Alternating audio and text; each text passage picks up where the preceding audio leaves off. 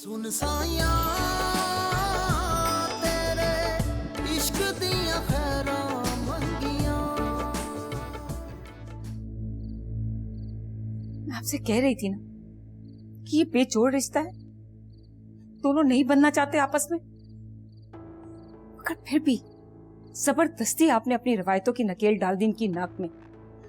मैंने आपसे कहा था ये इंसान है, इन्हें इंसान समझे। अगर जानवरों में रहने वाले ये क्या जाने कि इंसानों में कैसे रहा जाता है और उन्हें कैसे समझा जाता है। मैं समझती भी हूं जुबैदा, और समझा भी लूंगी, अगर तू अड़ियल भैंस की तरह सर पटकना बंद करे।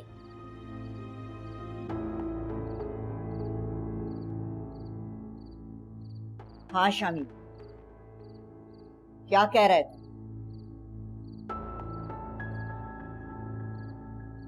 अम्मा जी, मैं किसी और को पसंद करता हूं।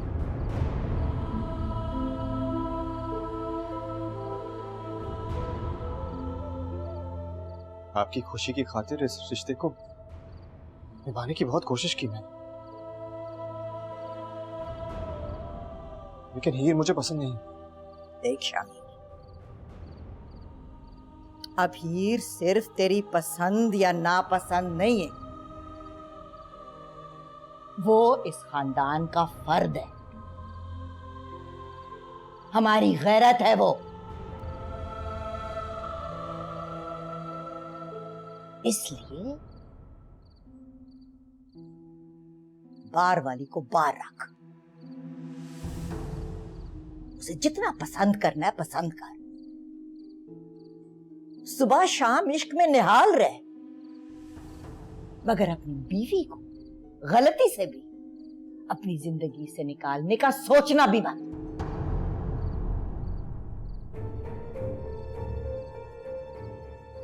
वाह अम्मा जी, बहुत अच्छा सबक दे रही हैं आप।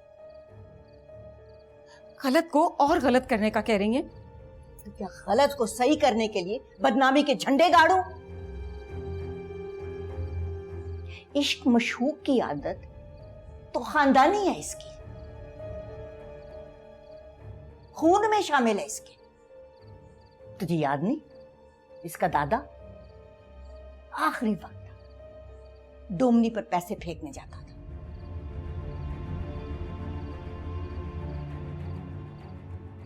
और तेरा अपना शौहर आधी रात को तुझे अकेला सोता छोड़कर 3 मील दूर जाता था अपनी मशूका को मिलने। तो ये चला जाएगा तो कौन सी अनोखी बात कर लेगा? अम्मा जी, आप समझ क्यों नहीं रही? हीर अगर आजाद हो जाएगी तो अपने फैसले खुद बेहतर तरीके से कर सकती है। वो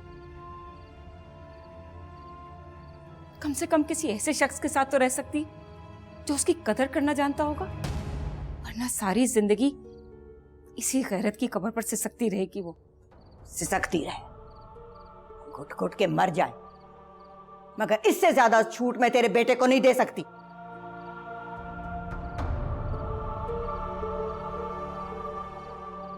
मजीद और बदल गया, अब ये रवायती बातें बेमायने हो गई।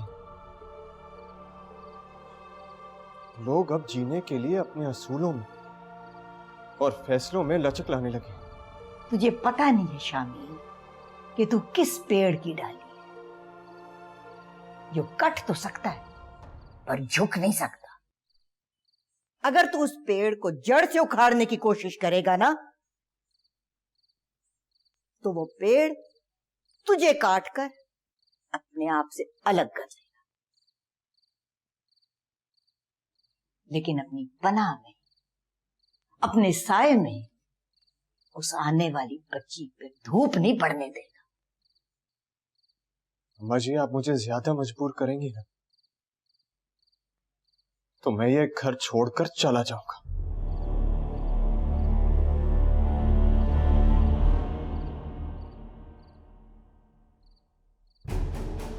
घर छोड़ के चला जाएगा तू? कल का जाता अभी जा। अम्मा जी ये क्या कह रही चुप हैं? कर जुबैर, मेरा खून है और इसका उबाल कैसे ठंडा करना है इसका फैसला मैं करूंगी।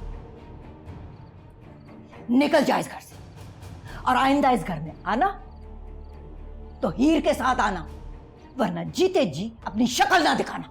चल इधर से, चल निकल इधर से, चल तो इधर छोड़ से। दे इसको।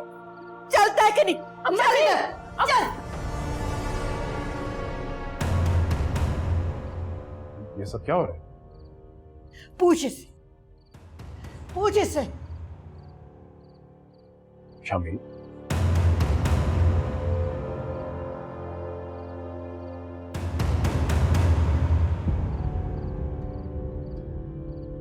सुन साया तेरे इश्क दिया खैरां मंगियां।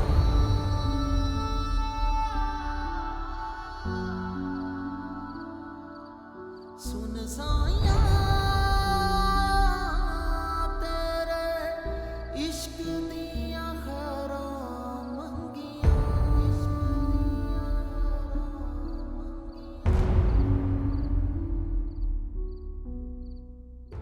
जब मैंने तुम्हें समझाया था कि बाहर की चीज बाहर ही रहने दो, उसके असरात घर तक नहीं आने चाहिए,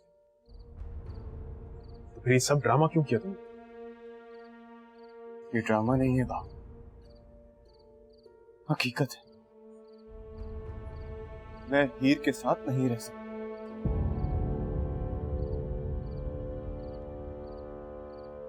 क्या समझते तुम?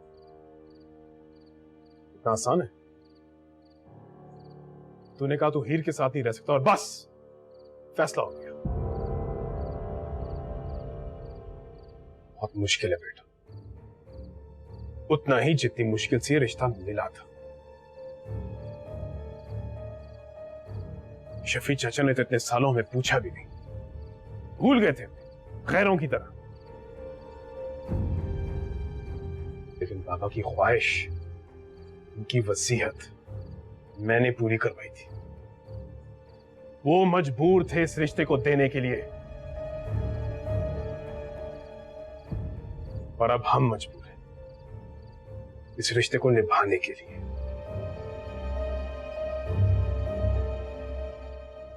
इसलिए छोड़ने का तो सवाल ही पैदा नहीं होता। ना मैं आपकी मजबूरी को मानता हूं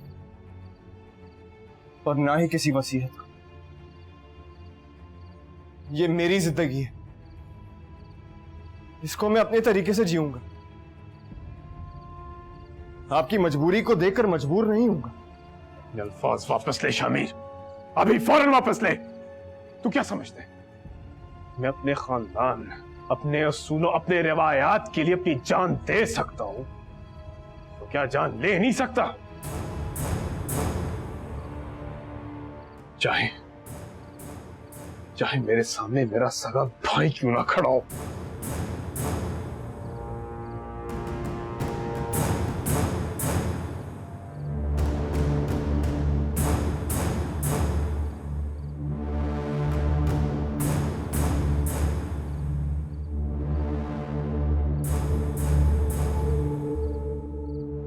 मैंने अपना खून आपको माफ किया।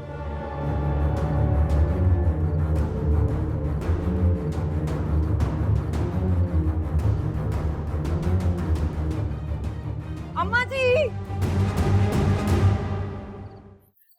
अम्मा जी, अम्मा जी, क्या हुआ है? कुछ बोल भी। अम्मा जी वो कैसे देना शब्द।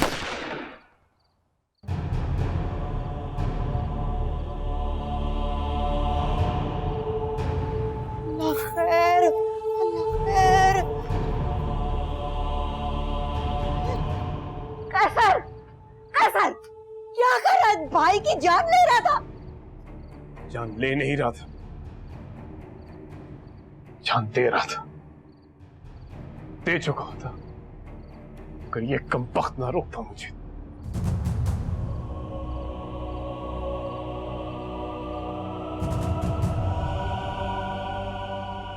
खुदा का खौफ कर कैसर, जानवरों की तरह जान लेने देने के अलावा भी कोई बात हो सकती है?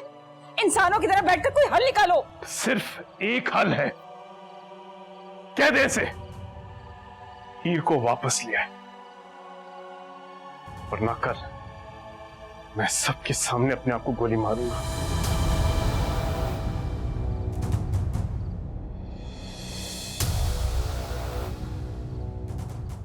इसका जिम्मेदार ये होगा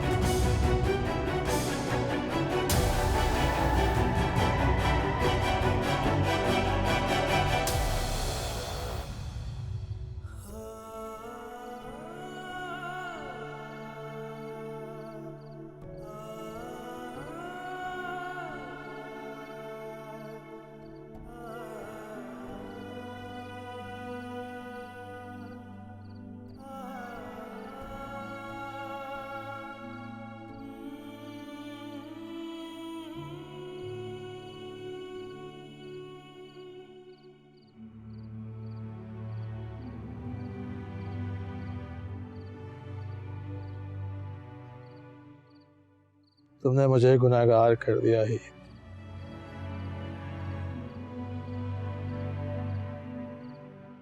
दीन और दुनिया दोनों खराब कर दी।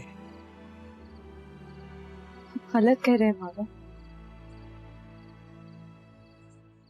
आपकी दुनिया बचाने के लिए मैंने अपनी दिनों दुनिया दांव पे लगा दी।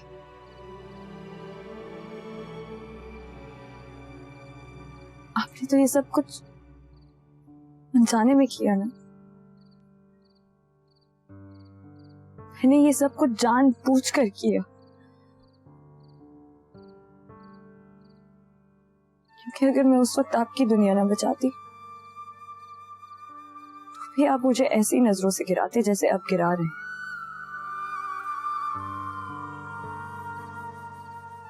लेकिन मैंने आपकी अच्छी बेटी बनने में कोई कसर नहीं छोड़ी। मुझे जैसे ही अपनी गलती का एहसास हुआ, मैंने उसी वक्त अपनी गलती को सुधारने की हर मुमकिन कोशिश की। अगर आपको मेरी बात पे शक है तो आप मामा से पूछ सकते हैं।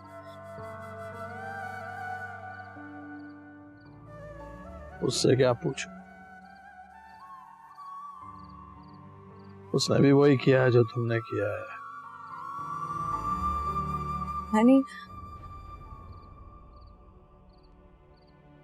यानी हम औरतों को मोहब्बत करना आती ही नहीं, ना बाप से, ना शोहर से, और ना बेटी से। हमें सिर्फ डरना आता है। दीन क्या कहता है, लोग क्या सोचते हैं, रिश्ते क्या चाहते हैं, हमें सिर्फ इन्हीं चीजों में उलझना आता है।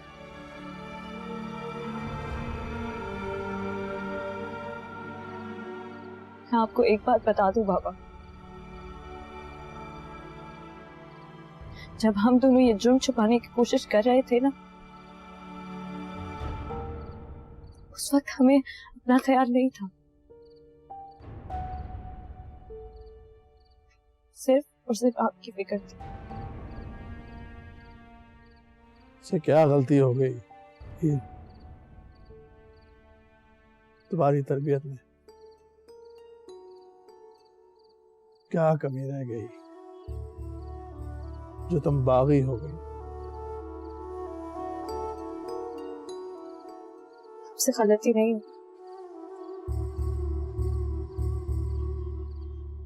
आपने सख्ती की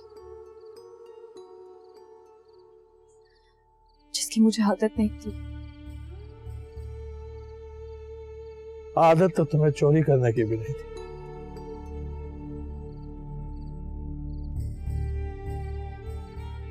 मैंने तुम्हें पहाड़ पे चढ़ना सिखाया,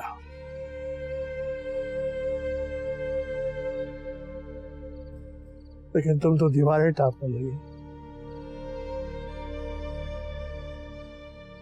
ये सब कुछ तो मैंने तुम्हें नहीं सिखाया था।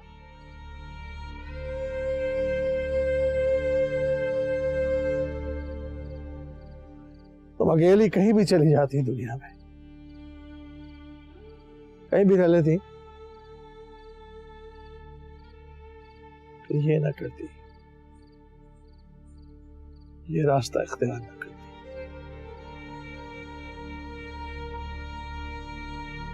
ये रास्ता इख्तियार ना करती।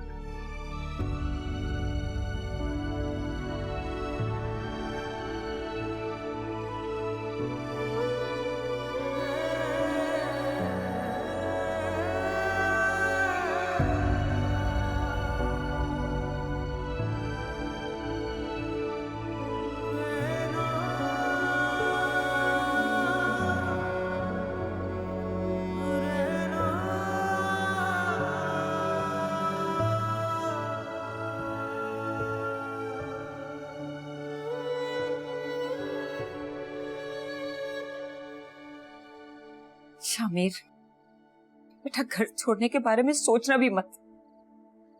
तू जानता है कैसर बहुत जिद्दी है। इधर तूने घर से पांव बाहर निकाला और वहां उसने अपनी कनपट्टी पर बंदूक रखी। मैं अपने दोनों बेटे गवाकर कैसे जिंदा रहूंगी? पर जिस तरह आप मुझे रखना चाहती हैं, उसमें कैसे जिंदा रहूंगा? मुझे तेरी घुटन, तेरी बेबसी का एहसास है, लेकिन सिर्फ एहसास, इख्तियार नहीं है बेटा। तू जिस बाप दादा का खून है ना, वो सिर्फ रिवायात को जीते थे। ख्वाहिशात का कोई अमल दखल नहीं था उनकी जिंदगी में। कठपुतली थे वो सारे के सारे, रिवायात की डोर में जकड़े हुए। इसीलिए डोर तोड़ कर जा रहा हूं। अपने बाप दादा की तरह रवायात के इस फंदे में सांस नहीं ले सकता हूं।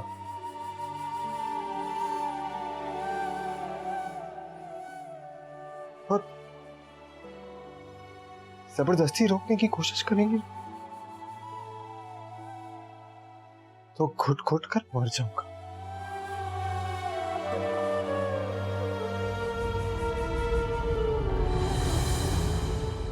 ठीक है शामिर, तू अगर अपने भाई की लाश में से गुजरकर अपनी मंजिल पाना चाहता है, अपनी मर्जी की जिंदगी जी सकता है, खुश रह सकता है, तो जा। नहीं रोकूंगी मैं तुझे, बिल्कुल नहीं रोकूंगी तुझे।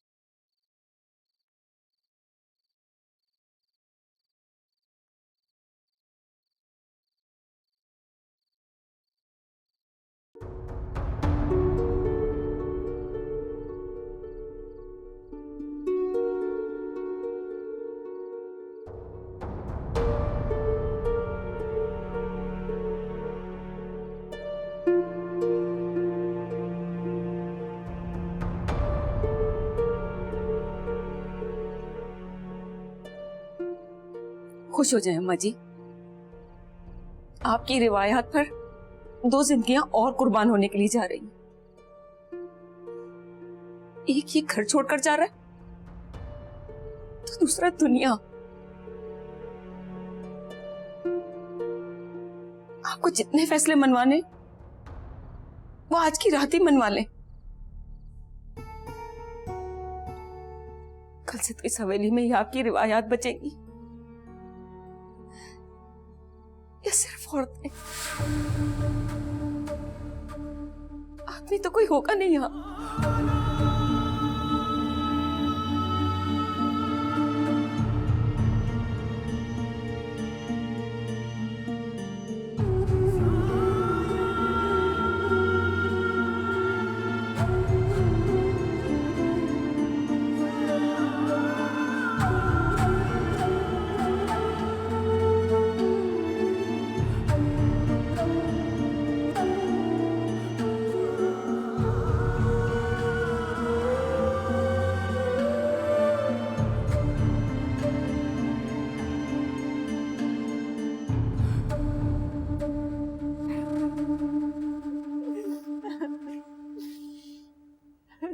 चुप हो जा राबिया, चुप। ये ना शामिर का गुस्सा मैं तुम पे उतार दूं।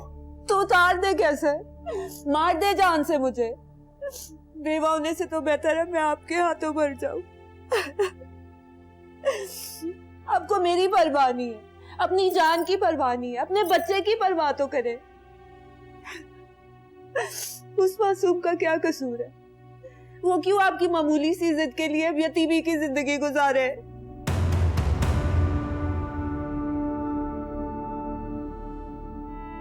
मामूली मामूली सी जिद? राबिया, ये इज्जत और गैरत का मामला है। कैसी गैरत? कैसे? खुद को दुनिया के 4 सवालों से बचाने के लिए अपनी जवान बीवी, मासूम बच्चे, बूढ़ी दादी और बेचारी माँ को दुनिया के रहमो करम पर छोड़कर खुद को गोली मारने में कैसी गैरत? कैसे? और ये जो आप बात बात पे गैरत का नाम लेते हैं ना, आपको तो इस लफ्ज का मतलब भी नहीं पता।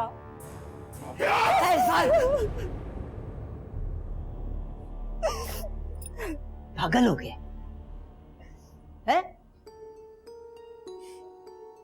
कुछ नहीं होता तेरे सुहाग को। अच्छा, 100 साल जिएगा ये, और 30-40 साल बाद जब तू रजा इलाही से दुनिया से चली जाएगी ना, तो दूसरी शादी भी कर लेगा। बची ऐसे बहाना बंद कर। जा कैसर मेरे लिए एक जोड़ा इस्त्री कर। कल सुबह हम शहर जाएंगे, हीर के घर।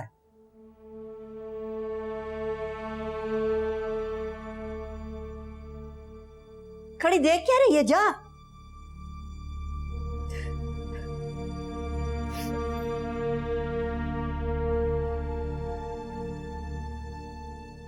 तू क्या देख रहा? बात समझ नहीं आई तुझे? है? घर का सरबराह बनकर बैठ गया और जरा भी अकल नहीं है तुझे। और मैं तो उसे धमकाने के लिए घर से निकाल रही थी, तू अपने ऊपर ही पिस्तौल तान कर खड़ा हो गया। और क्या करता माँ जी, उसे कोई बात ही समझ में नहीं आ रही थी। वो हमारी तरह जाहिल नहीं है, उसे बंदूकों और लड़ाइयों की बात समझ में नहीं आती। अब उसे जरा तरीके, जरा प्यार से समझाना पड़ेगा, और मसला हल करने के लिए गोली के बजाय सियासत चलानी पड़ेगी।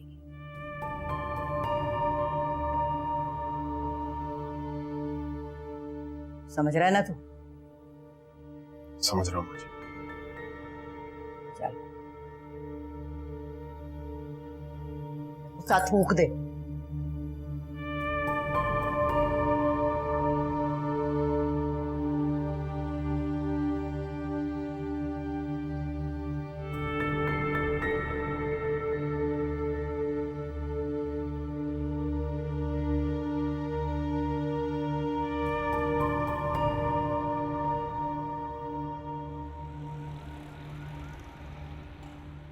उनकी तरफ से इतनी गहरी खामोशी मुझे किसी तूफान की खबर दे रही है। ऐसा तूफान जो हमारी जड़ें भी हिला के रख देगा। जड़ें तो कब की हिल चुकी हैं, अब बस तिनकों की तरह बिखरना बाकी है। मुझे लगा आप कोई हौसला बढ़ाने वाली बात करेंगे। निकाह पर निकाह कोई मामूली बात नहीं है। अम्मा जी हमारे सरों पर खाक डालेगी और हीर के साथ जो करेंगी तुम सोच भी नहीं सकती हो। अपनी गैरत का और बेइज्जती का बदला सारी जिंदगी हीर को कैद रख के कर लेंगी। हम हीर को वहां जाने देंगे तो वो कैद करके रखेंगी ना। शफी, आप आज ही किसी लॉयर से बात करें। इससे पहले कि अम्मा जी का कोई रिएक्शन आया, आप खुला का केस दायर कर दें। जब शरई और कानूनी रूह से शामिर और हीर का निकाह है ही नहीं तो खुला कैसे? फिर तो अम्मा जी को कोई हक ही नहीं उसको वापस ले जाने का। यही तो बेबसी है, कोई हक ना होने के बावजूद वो हीर को ले जाएंगी। तुम्हें क्या लगता है वो ये वार सहकर लड़ झगड़ कर खामोशी से चुपचाप बैठ जाएंगी? वो सारी जिंदगी हीर का पीछा नहीं छोड़ेगी। क्या मतलब पीछा नहीं छोड़ेंगी? हीर कोई जमीन का टुकड़ा है या किसी की जायदाद है वो क्या? बाजी जी, हीर बाजी के ससुराल वाले आए हैं।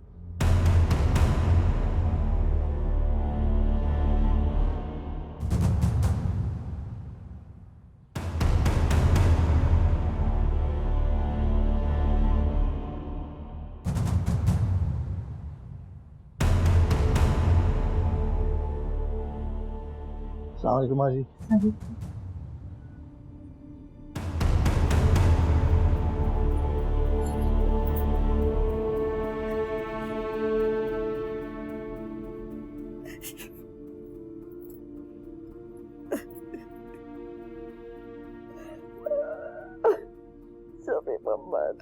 माँ जी, अपनी माँ को माफ कर दे बेटा। शबीर ने तो मुझे तुझसे आंख मिलाने के लायक नहीं छोड़ा। माँ जी रोना तो बंद करें, क्या हो गया है? बहू बेटा, बेटा शबीर की गलतियों की माफी मांगने आई हूँ तुम लोगों से। अम्मा जी अब हाथ तो मत जोड़े, ये की खुशियों की खातिर तुम लोगों के पैर पकड़ लूंगी बेटा, लेकिन माफी लिए बगैर इधर घर से नहीं जाओगे। माँ जी आप बैठे तो सही ना, हम आराम से बैठ के बात करते हैं। अब आए बैठे। आई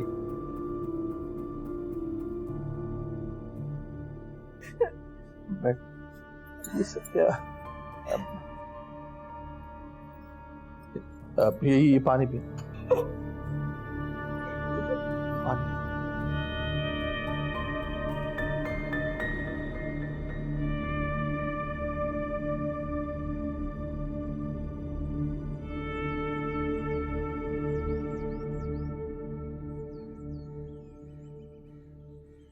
खुदा का शुक्र अदा करो हीर के शामिर ने अपने घर वालों को कुछ नहीं बताया,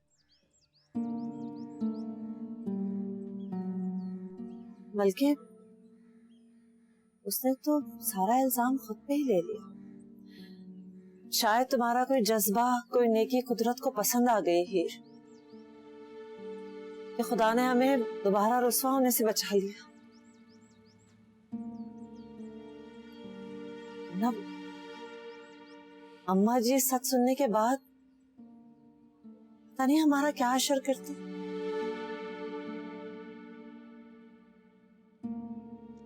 मुझे लगता है हीर कि शामिर सब कुछ जानते हुए भी तुमसे रिश्ता रखना चाहता है, इसीलिए उसने अम्मा जी को यहाँ भेजा था। मैं ऐसे नहीं जाऊंगी अम्मी।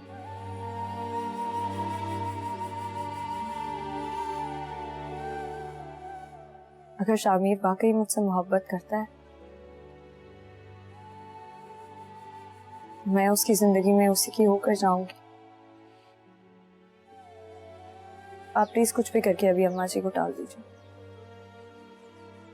लेकिन अम्मी प्लीज, मैं जमाल से तलाक लिए बगैर शामिर का सामना नहीं कर सकती। लेकिन जमाल तो मरियम की कॉल आई थी।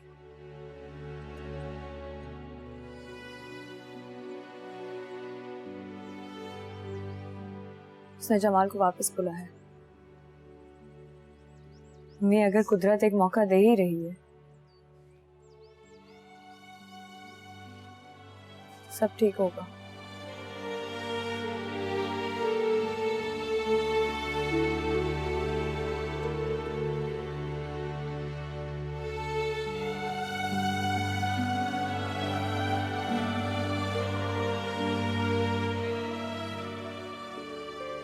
माँ जी, मेरे ख्याल में तो आपको दोनों बच्चों को सोचने के लिए थोड़ा वक्त और देना चाहिए। हो सकता है देख मेरी बात सुन, हम लोग मर जाएंगे ना, उन्हें आप पे ही वक्त मिल जाएगा। लेकिन जब तक हम जिंदा हैं, उनकी जिंदगियों के फैसले हमने करने हैं। उन्हें क्या पता क्या सही है क्या गलत है। तू बुला हीर को, मैं आप उससे बात करूंगी। वो शैला लेने गई है। आ रही। हीर नहीं आई? नहीं अम्मा जी, वो ठीक है भाई, गुलाम रसूल की बहू है, इतना नखरा तो दिखाएगी ना। चल खैर, मैं आप जाके उससे बात कर लेती हूँ। चल आ रेडी है ना जी? है हाँ, मैं जाती हूँ, देखा हुआ मैंने उसका कमरा।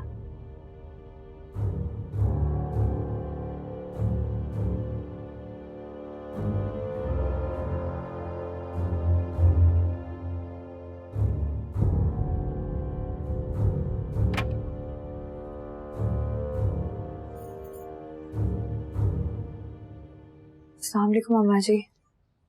वालेकुम सलाम पुत्र। क्या बात है हीर, शामिर का गुस्सा तो मुझ पर उतार रही है, इसीलिए मुझे मिलने नहीं आई? नहीं अम्मा जी, वो मैं पता है, तू उसके साथ रह रह के ना उसकी तरह नलायक होती जा रही है। पर अच्छी बात है, बीवी शौहर के रंग में जितना जल्दी रंग लेना, उतनी जल्दी उसको अपना लेती है। संभल जाएगा, थोड़ा वक्त लगेगा, उसे ठीक हो जाएगा, फिक्र ना कर। इधर देख मेरी तरफ। तुझे पता है, मैं 13 साल की थी जब तेरा दादा मुझे दुल्हन बना के लाया था, और तेरा दादा जवान 21 साल का था, और शामिर की तरह गीला और मगरूर। और तुझे पता है, पहली रात उसने मुझे क्या कहा था? तू बाबा जी की नूह बनकर आई है, मेरे दिल में तेरे लिए कोई जगह नहीं है। फिर क्या? मैंने भी उससे कहा, तो ठीक है, मैं बावी जी के कमरे में रह लूं।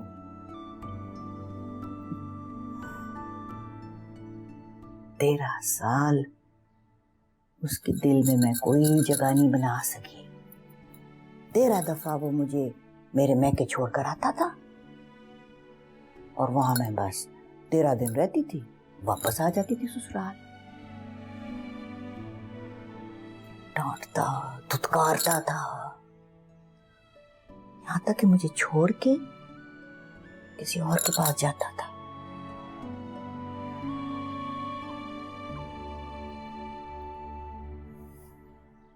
मैंने सब्र किया। फिर जब मैं 26 साल की हुई ना, तो अल्लाह ताला ने मुझे सब्र का फल दिया। फिर तो जिंदगी में ऐसी बहारें लगी कि उसकी कलियां और फूल अभी तक समेट रही हूं मैं।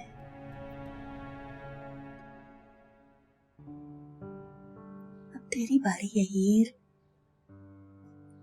हो सकता है तुझे मुझे ज्यादा सब्र करना पड़े, पर देख मैं तो बच्ची थी, कुछ मुझे समझ नहीं थी, कुछ अकल नहीं थी, पर तू तो माशाल्लाह से तू बालग है बेटा, तू बालग है, पढ़ी लिखी हुई है, समझदार है। तू चाहे तो बड़ी खूबसूरती से सब कुछ संभाल सकती है।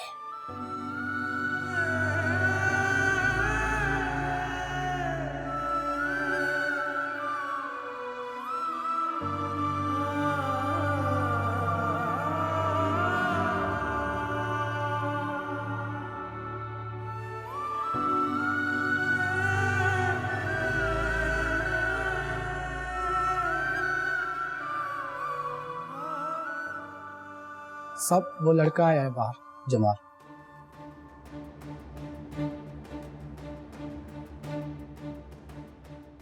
अच्छा तुम जाओ।